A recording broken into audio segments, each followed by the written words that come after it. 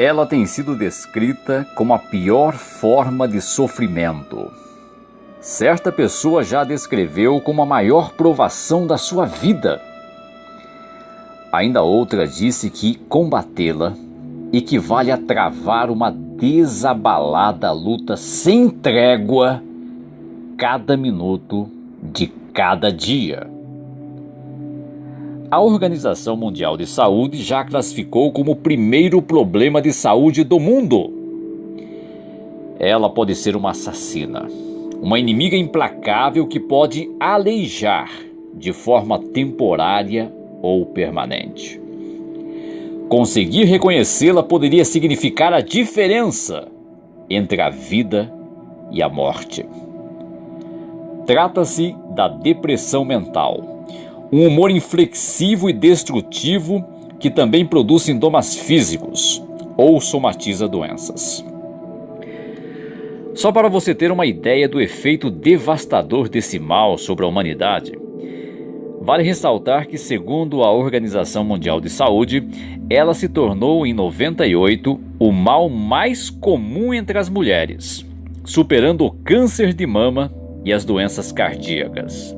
Cerca de 330 milhões de pessoas de ambos os sexos no mundo inteiro padecem desse tipo de sofrimento profundo, o equivalente a 2 vezes a população do Brasil. Estima-se que irão surgir 2 milhões de novos deprimidos a cada ano. Só no Brasil, são mais de 10 milhões de sofredores patológicos. As várias faces do mal incluem o mau humor permanente, a sensação de desconforto e a tristeza profunda, que ultrapassa de 2 ou 3 semanas. Ela tem diversos nomes. É chamada de episódio depressivo, depressão recorrente, depressão maior, depressão unipolar e transtorno unipolar do humor. Existe também o transtorno bipolar do humor. Podemos dizer que esta doença, somada às demais, vem a potencializar o efeito de textos bíblicos, tais como Romanos capítulo 8, versículo 22 e 2 Timóteo capítulo 3, versículo 1. O primeiro texto diz que toda a humanidade persiste em gemer, toda a criação, e junta está em dores até agora. E a segunda passagem diz que nos últimos dias haveria tempos difíceis de manejar. Mas qual é exatamente a causa desse mal?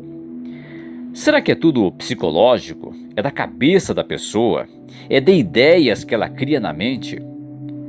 Ou será que é o resultado direto dos problemas externos que temos na vida, tais como dificuldades financeiras, doenças, solidão ou problemas familiares? Será que a depressão é uma fraqueza espiritual ou fraqueza de caráter ou de personalidade? O que é mais difícil de suportar? Uma vida em cadeira de rodas, no leito hospitalar, a falta de membros no corpo ou a depressão? Quem tanto pode ser atingido por essa doença? E o que é mais importante, como combater e tratar esse mal e contribuir para que outros também o façam? Bem, inicialmente vale ressaltar que 2 Coríntios 1, 3 e 4 chama a Jeová de o Deus de todo o consolo. E 1 João capítulo 1, versículo 5 diz que Deus é luz e que não há nenhuma escuridão em união com Ele. Portanto, Jeová é iluminantemente esclarecedor. Ele não quer que ninguém sofra ou padeça por falta de conhecimento ou pela ignorância. Em função disso, primeiramente iremos dissipar os conceitos errôneos que existem sobre a depressão. Doença esta que vive incubada num óvulo de preconceito e consequente desrespeito. Isso porque a depressão é uma doença diferenciada. Ela não pode ser auscultada pelo estetoscópio, não pode ser revelada em radiografia, nem observada em exames gerais de laboratório. Não. Localizada na parte mais nobre do corpo, o cérebro, ela se esconde em meio aos 100 bilhões de células neuroniais. Contudo, sabe-se hoje que a depressão é decorrente da atividade química deficiente do cérebro. Por todo o cérebro, acham-se espalhadas o que os cientistas chamam de aminas biogênicas, que são compostos químicos que se concentram especialmente no sistema límbico do cérebro, que tem muito que ver com as emoções. Algumas destas aminas atuam como neurotransmissores, isto é, carregam os impulsos elétricos de uma célula para outra no cérebro. Entre estes estão a dopamina, a norepinefrina e a serotonina. Este último, o hormônio cerebral serotonina, é produzido a partir do aminoácido triptofano, que faz o corpo relaxar. A questão é que mínimos distúrbios no equilíbrio dos neurotransmissores provocam mudanças significativas no comportamento, no pensamento e até no sistema imunológico da pessoa. De modo que a depressão é o resultado do baixo nível dos neurotransmissores. Eles não são produzidos em quantidades suficientes ou são destruídos com excessiva rapidez. Portanto, a depressão é uma doença comprovadamente fisiológica, não tem nada de psicológico. Ela não é menos física do que o diabetes, nem mais mental do que a enxaqueca. Por exemplo, imagine alguém que está com fome e que, em resultado disso, venha a apresentar sintomas físicos, tais como vertigem, e sintomas comportamentais, como irritação e nervosismo. Diria que tudo isso é psicológico? Ou existe um problema real, a falta de alimento? Pois bem, a grosso modo, pode-se dizer que a depressão é um sintoma da fome que o cérebro está passando por falta de neurotransmissores. É como um carro que está sem combustível. Não adianta ficar dando a partida, só vai arriar a bateria. Não adianta ficar dizendo para a pessoa faminta que ela tem de ficar com o rosto animado. Dê comida a ela e ela ficará animada. Do mesmo modo, não adianta dizer ao deprimido que ele tem de se animar, ver a vida com alegria. Não. O seu cérebro precisa produzir mais neurotransmissores. E nesse caso não dá para ir a um supermercado e comprar uma cesta básica de neurotransmissores e entregar para a pessoa doente. O cérebro dela é que tem de produzir isso. Então, como resolver o problema? Sobre isso falaremos daqui a pouco. Mas ainda nesta mesma linha de raciocínio, deve-se sublinhar que a depressão é hereditária. Isso mesmo. Podemos ilustrar a situação com pessoas que nasceram financeiramente pobres em comparação com outras que nasceram financeiramente ricas. As pobres têm maior probabilidade de incorrer em dívidas ou de acabar na lista da assistência social do que as que nasceram ricas. Similarmente, devido à hereditariedade, alguns já nascem pobres, mas não materialmente, e sim emocionalmente. E assim, têm maior probabilidade de incorrer em dívidas em sentido emocional e vir a sofrer de depressão. É como um limite de cheque especial. Se a pessoa ultrapassar aquele limite, ela vai ficar em débito para com o seu banco da saúde e ele não vai pagar a conta. Mas alguns só vêm a apresentar a doença em situações de graves tensões emocionais. Então surge a pergunta, não seria então a depressão um mal circunstancial, provocado pelo ambiente externo em que a pessoa se encontra? Não. Podemos comparar a pessoa deprimida com um carro que enguiça ao subir uma forte ladeira.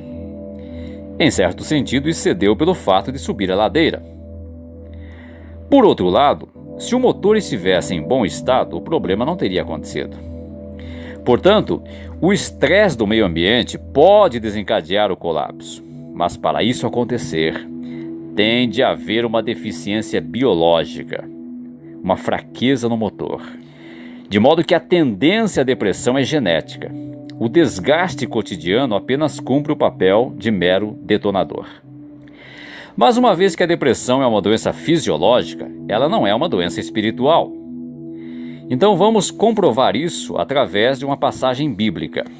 Filipenses capítulo 2, versículo 25, que nos diz o seguinte: No entanto, considero necessário enviar-vos Epafrodito, meu irmão e colaborador, e soldado companheiro, mas vosso enviado e servidor particular para as minhas necessidades. Então, o apóstolo Paulo, por volta do ano 58 era comum, estava preso em Roma.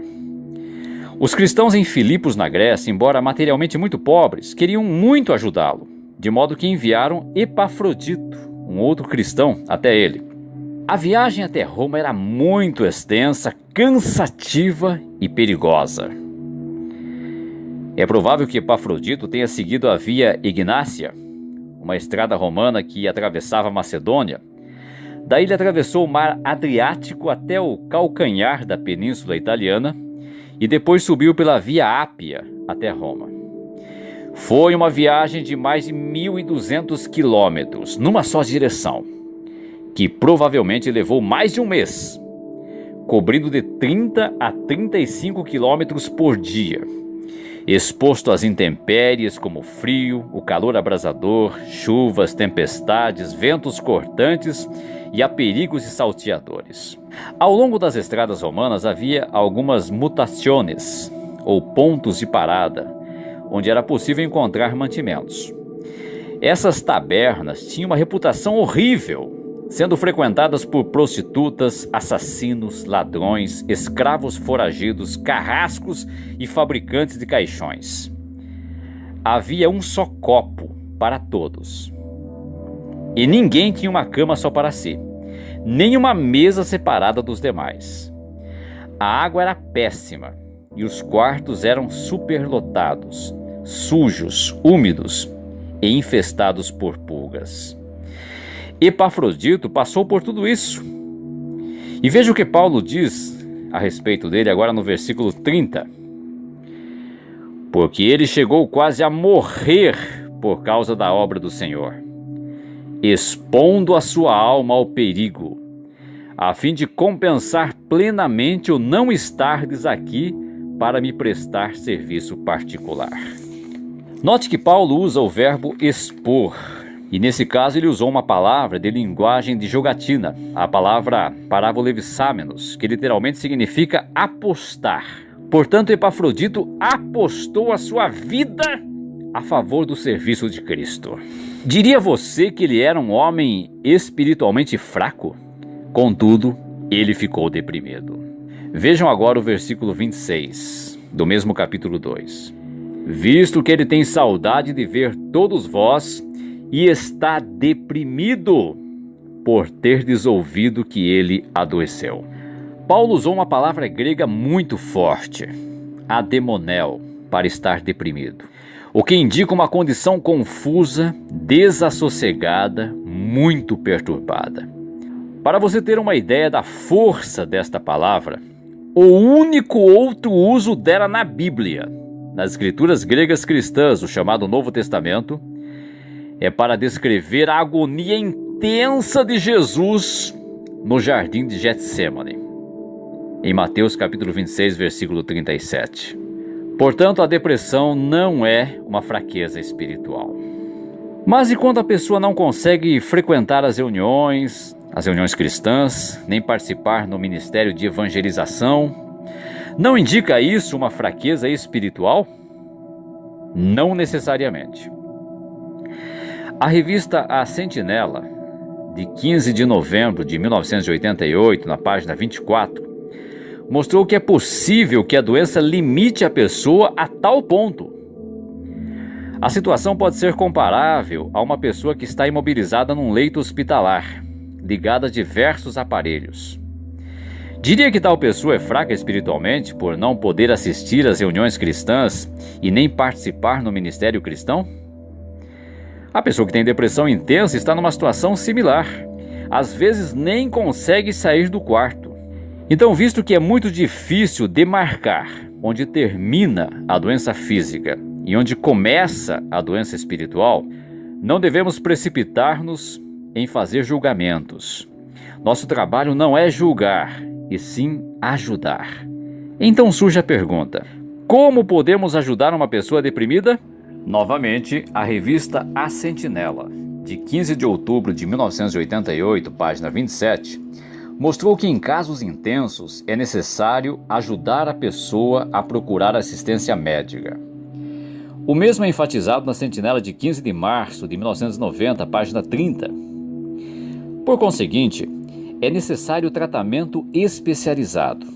Hoje a medicina psiquiátrica progrediu bastante. Muitas drogas psiquiátricas não são alucinógenas, nem tranquilizantes e nem tampouco viciadoras. Servem apenas para corrigir desequilíbrios químicos no cérebro. A situação pode ser comparada ou encarada quase da mesma forma como o diabético ter de usar insulina, o hipertenso ter de tomar remédio para pressão alta e assim por diante. Mas parece que o problema reside em encontrar profissionais competentes. Um estudo do Instituto Nacional de Saúde Mental dos Estados Unidos da América revelou que a mais da metade dos pacientes de depressão são prescritos os medicamentos errados. Apenas 1/3 recebe medicamentos corretos e em doses adequadas. Em 1988, tal instituto estabeleceu um programa de milhões de dólares para atualizar médicos e profissionais de saúde mental. Infelizmente, muitos médicos prescrevem ansiolíticos ou neurolépticos quando deveriam receitar antidepressivos. Agora imagine duas situações. De um lado temos um tetraplégico, cego, com deficiência na fala, e do outro lado temos uma pessoa com todos os órgãos normais, mas com depressão. O que é mais difícil de suportar? Esta pergunta é aparentemente muito difícil de ser respondida. Eu não tenho autoridade para respondê-la, mas a Bíblia tem. Veja o que diz Provérbios capítulo 18 e o versículo 14. O texto diz: o espírito do homem pode aguentar a sua enfermidade, mas quanto ao espírito abatido, quem o pode suportar? Podemos voltar à ilustração do carro, só que desta vez imagine dois carros. O primeiro está com a pintura toda queimada e descascada, falta de uma porta, os pneus estão furados. Não obstante, o motorista dá a partida e o carro vai embora, queimando óleo e fumaceando muito. O outro carro aparentemente é novo, não tem nada de defeito observável. No entanto, nem tem partida. Por quê? Evidentemente há um problema elétrico. Lembre-se de que a depressão é um problema elétrico. São poucos impulsos elétricos entre os neurônios.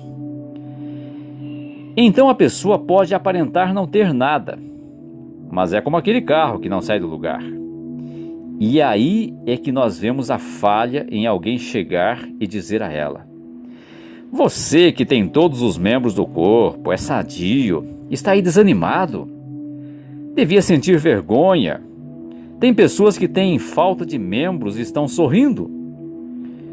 É verdade. Só que tais pessoas não foram atingidas no espírito, na sua força motriz. Consequentemente, comentários assim não ajudam em nada. Elas só aumentam ainda mais a carga emocional do deprimido. Aumentam ainda mais o seu sentimento de culpa. Também vale ressaltar que a doença não é uma fraqueza de personalidade, não é falta de força de vontade, não tem nada a ver com maturidade mental ou intelectual. Até mesmo pessoas bem-sucedidas na vida podem vir a incorrer na doença. A exemplo disso, temos a revista Veja, de 26 de fevereiro de 1997, também na página 97, que fala de um empresário de Curitiba, chamado Márcio Bamberg, de 41 anos, que ao abandonar a sociedade que tinha numa empresa de consultoria em 91, caiu na depressão. O relato diz que ele passava todos os dias em casa, de pijama, sem coragem para procurar emprego. Perdeu 10 quilos. Teve de pedir dinheiro emprestado aos pais e ao sogro para sustentar a família. Adquiriu então o que os dentistas chamam de bruxismo. Durante o sono, ele rangia os dentes de forma brutal. Em apenas 2 meses, seus dentes caíram inexoravelmente, um a um, restando-lhe apenas 2 caninos e 2 pré-molares. Mas depois de 2 anos de terapia, Bamberg recuperou-se, retomou sua carreira e com sua nova empresa, em 97, estava faturando na época R$60 mil por mês. Então veja que não é um problema de personalidade, de falta de força de vontade, ou de maturidade emocional, mental ou intelectual. Agora, por que as mulheres são mais suscetíveis à depressão do que os homens? A proporção é de 2 para 1. Descobriu-se que os neurônios das mulheres são banhados com quantidades menores de serotonina, que é mais abundante no cérebro masculino.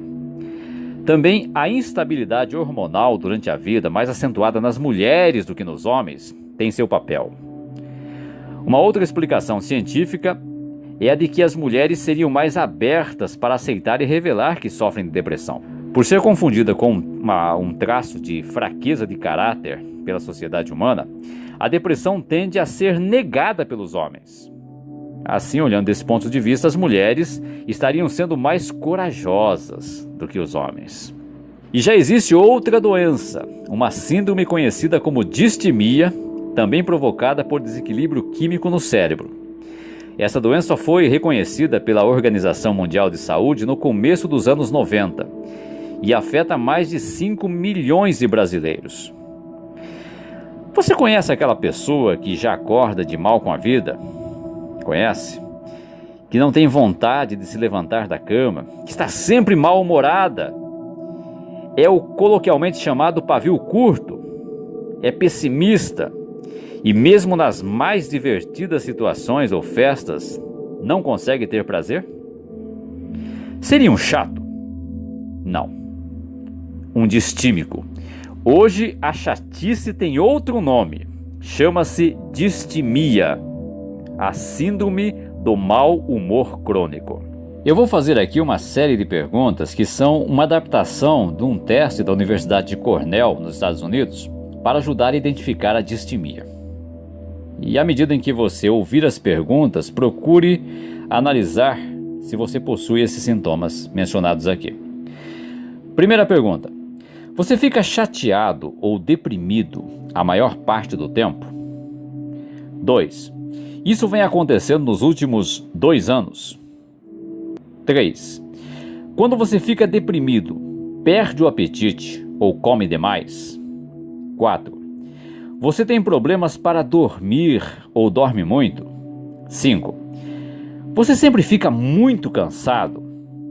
6.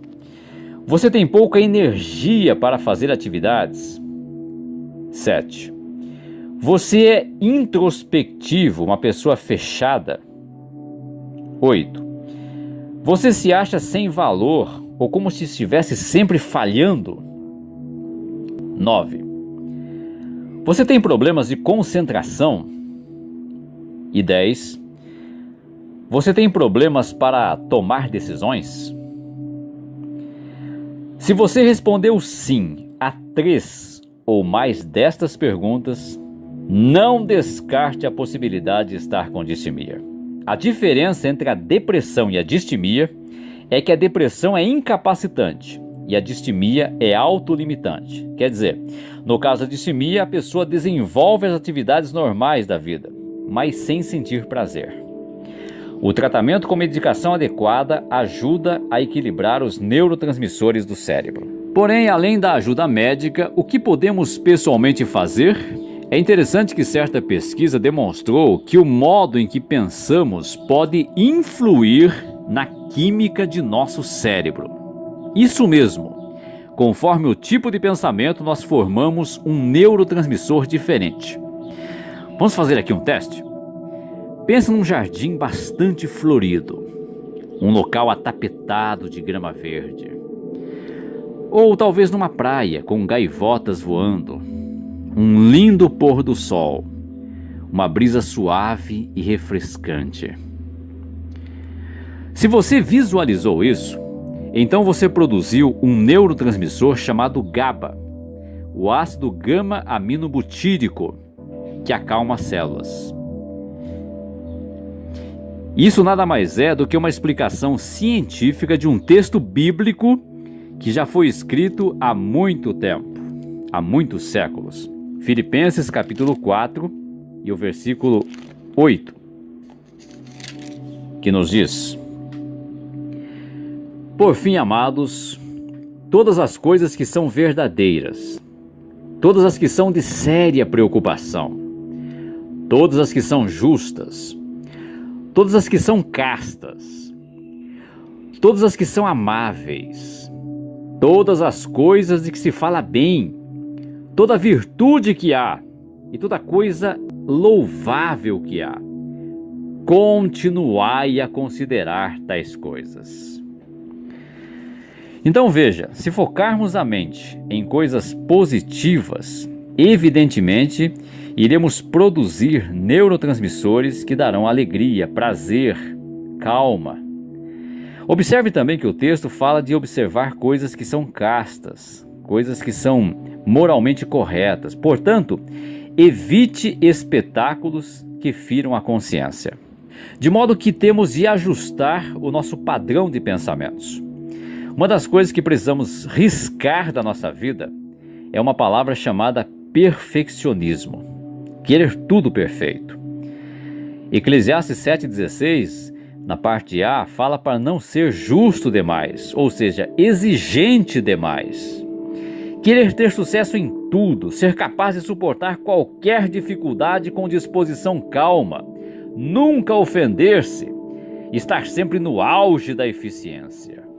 Isto simplesmente não existe, é irreal. Estamos muito aquém da perfeição. Outra coisa é descartar a excessiva generalização. Encarar um único acontecimento negativo como se fosse um infindável padrão de derrotas. É 8 ou 80? Não, nem 8, nem 80. Uma única falha, quando conscientemente combatida, não compromete todas as suas qualidades. Deve-se também evitar o errado senso de valores, ou seja, depender do que os outros pensam sobre nós, depender do dinheiro, da posição social, do poder ou das drogas. Temos de depender do que Jeová pensa sobre nós. Portanto, tenha um conceito equilibrado de seu próprio valor. Visto que Deus considera preciosos os seus servos, nossa aprovação não depende de outros humanos. Assim, se alguém com justiça o criticar, reconheça isto como dirigido a algo específico que você fez, e não ao seu inteiro valor como pessoa. Concentre-se nos seus pontos fortes, naquilo em que você é perito. Adicionalmente, devemos aplicar o que diz Filipenses capítulo 3, versículos 13 e 14, onde o apóstolo Paulo escreveu: Irmãos, não me considero ainda como tendo obtido. Ele falava sobre a sua esperança de vida eterna. Mas há uma coisa a respeito disso: esquecendo-me das coisas atrás e esticando-me para alcançar as coisas na frente, empenho-me para alcançar o alvo do prêmio da chamada para cima da parte de Deus por meio de Cristo Jesus. Note que Paulo disse sobre deixar as coisas para trás. Ele mencionou aqui sobre esquecer das coisas que ficaram para trás. Então não devemos remoer o passado. Devemos perdoar de coração aqueles que merecem o nosso perdão. É interessante que essa palavra perdoar tem um significado bastante forte, porque esse prefixo per tem um sentido bastante forte, e nós encontramos-lo em verbos tais como persistir, que é muito mais do que insistir. É insistir de forma continuada. Perseguir, que é muito mais do que seguir, é seguir encarniçadamente alguma coisa. Perdurar, que é muito mais do que durar, mas é durar continuamente, por um longo período, por toda uma vida. Percorrer, que é mais do que correr, mas é cobrir uma certa distância, muitas vezes grande, enorme. E perdoar é muito mais do que você doar ou dar alguma coisa. É você doar de coração. Então, perdoe o passado, esqueça-o, deixe-o para trás e viva a sua vida a partir de agora. Também não desperceba o valor da oração. Mesmo que não percebamos, as orações dos servos de Jeová são ouvidas instantaneamente, de uma forma talvez que você não perceba no momento, mas irá perceber futuramente. Por fim, temos de evitar a ideia promovida pelo diabo de que nós não valemos nada e de que nós não somos amados. Portanto, se a vida nesse sistema de coisas lhe tiver ensinado a encarar-se como um obstáculo desanimador demais, mesmo para o amor imenso de Deus superar, ou que suas boas obras são insignificantes demais para serem notadas mesmo pelos olhos dele, que observam tudo, ou que seus pecados são enormes demais para serem cobertos mesmo pela morte do filho precioso dele, então a vida lhe ensinou uma grande mentira. Rejeite mentiras assim com toda a repugnância que elas merecem. Ao contrário, lembre-se sempre do amor de Deus, que foi esplendidamente ilustrado pelo apóstolo Paulo no livro de Romanos, no capítulo 8.